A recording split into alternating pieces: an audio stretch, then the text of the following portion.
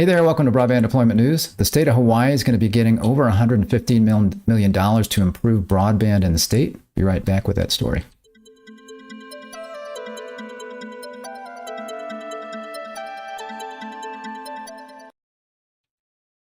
Thanks for joining me. Rick Uzzi here with Broadband Deployment News. So you can see here, this was just last week. Treasury Department announces approval of federal funds to connect Hawaii homes and families to affordable high-speed internet.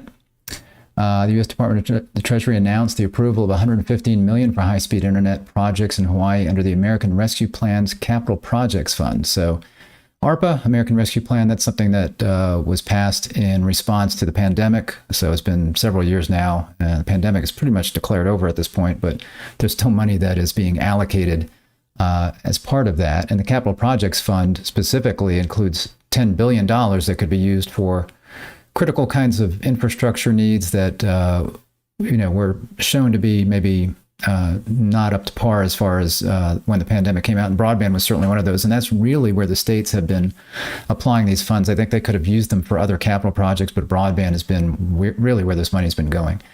So, and $115 million, that's a lot of money. And to give you an idea of how much money that is, I mean, obviously it's a lot of money, but I mean, we think about the BEAD funding that's coming, there's $42.45 billion from BEAD that's going to be allocated to the states and territories. And each state's going to get a certain amount of that money, depending on how many unserved locations they have in their state compared to the entire country. Well, Hawaii is expected to get about $210 million from the BEAD program. So you're seeing here that this is really over half of the amount that they would be expected to get from BEAD. So we talk about how far BEAD money is going to go, and we need to remember that there's other funds that have been given to states, have been awarded to states, or that are still going to be awarded to states, whether that's RDOF money, USDA Reconnect for rural kinds of broadband deployments, ARPA money through the Capital Projects Fund, as well as the local fiscal recovery funds, which we'll talk about here in a minute. So again, this is a good amount of money that Hawaii is going to be seeing for broadband deployment in the state. And they are a state that is kind of unique. It's the only really island state that we have. So they have their unique challenges as far as broadband goes, which we'll read about here in just a moment. As the most isolated populated place on the planet, we face unique communications challenges and rely on submarine cables to stay connected, said U.S. Senator Brian Schatz. Improving our submarine cable infrastructure to ensure Hawaii remains connected to the world and everyone in the state can get reliable high-speed internet has been a focus of mine, and this funding will help make that a reality. So that is a challenge that Hawaii has. They have submarine cables, so it's much harder. Their middle mile infrastructure, so to speak, because, think about getting broadband to Hawaii, just the big submarine cables to get broadband there. And then you've got cables, most likely, I think probably you could have some microwave shots, I suppose, but really it's going to be broadband. I mean, it's going to be cables, I believe, from island to island as far as broadband infrastructure. So you look at that, it's a very different middle mile kind of infrastructure problem that you've got. Access to reliable internet is critical for our Kike to be able to learn, for our Kapuna to access telemedicine, and for our small businesses to access markets around the world, said U.S. Senator Mazie Hirono. So she's throwing in some Hawaiian words there. I need to look those up. So the first word is children, keiki, probably keiki, and kapuna is grandparents, elders, respected elders, so it's that kind of word. So basically young and old.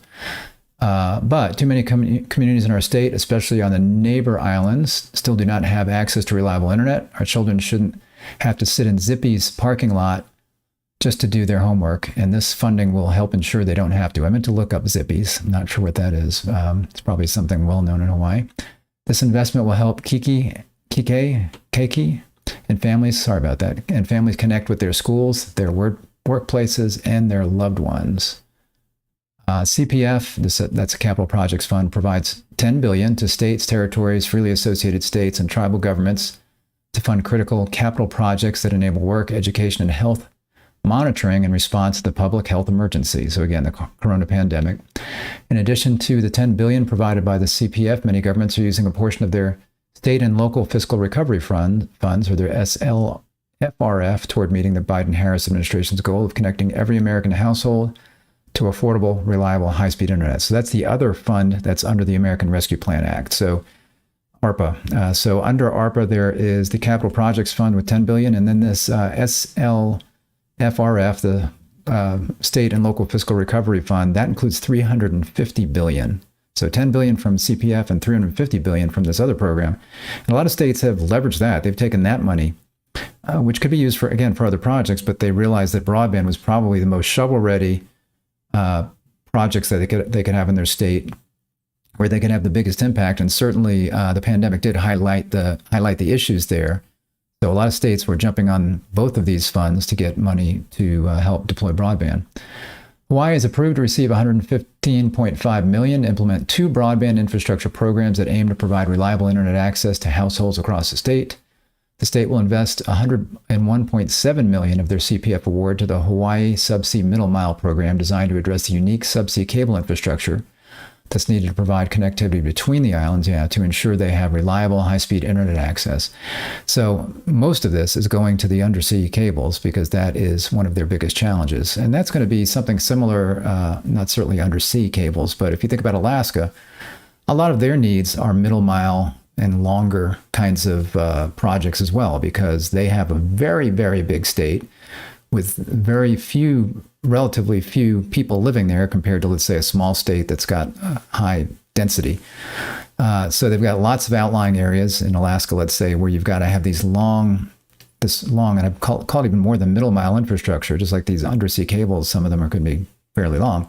You got to have these long runs of infrastructure that are going to be connecting these diverse faraway places. So Alaska is another state that is probably going to take a lot of the funds that they're going to be able to get, let's say, through BEAD, or if they're doing anything through ARPA, and apply those toward middle mile, and then use whatever funds they can for connecting the last mile, because middle mile is quite often the biggest challenge for those kinds of states. In Hawaii, again, with the subsea cables, that would be the case here.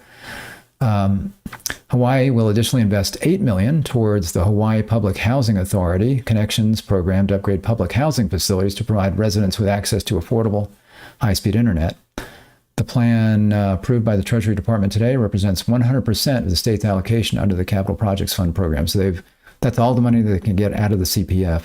So you don't see anything here specifically about, let's say, just in general, connecting residential broadband customers or businesses. It looks like it's subsea cable and then public housing that they'd be using these funds for. But that does open up, or it does provide the ability to be able to use, let's say, BEAD funding more for the other types of deployment. So they can get a lot of this middle mile infrastructure out of the way, and this public housing, if that's a need there, they can get that set up, and then they can use the BEAD funding that they're going to get, and that will just go that much further to be able to help, let's say, any rural kinds of areas out there. I don't think about Hawaii being rural because it's probably the lay of the land's a lot different, but it's certainly people are further apart, and it is rural, really. So anyway, those funds can be used from BEAD to be able to help fill in all of those gaps that won't necessarily be addressed by these funds. Each state's plan requires service providers to participate in the Affordable Connectivity Program, or the ACP. That's the subsidy program. Provides a $30 subsidy for subscribers if they qualify for various low-income programs, or if their income is low enough they could qualify for that, or $75 if they are in tribal lands. And there might be folks in Alaska, certainly in those kinds of areas, that might apply for that, although it tends to be tribal governments, those types of lands. But I'm not sure about in Alaska how that applies, but certainly minimum $30 for those that can apply for the ACP. And if you do get these funds, the service provider needs to be supporting that. To date, 40 states have been approved to invest over $6 billion of the capital project funds. So $6 billion so far is being allocated, which those states estimate will reach more than 1.75 million locations. So again, all of these funds are going to be, meaning that BEAD funding coming later will go further. That's 1.75 million locations we don't need to be taking into account for BEAD.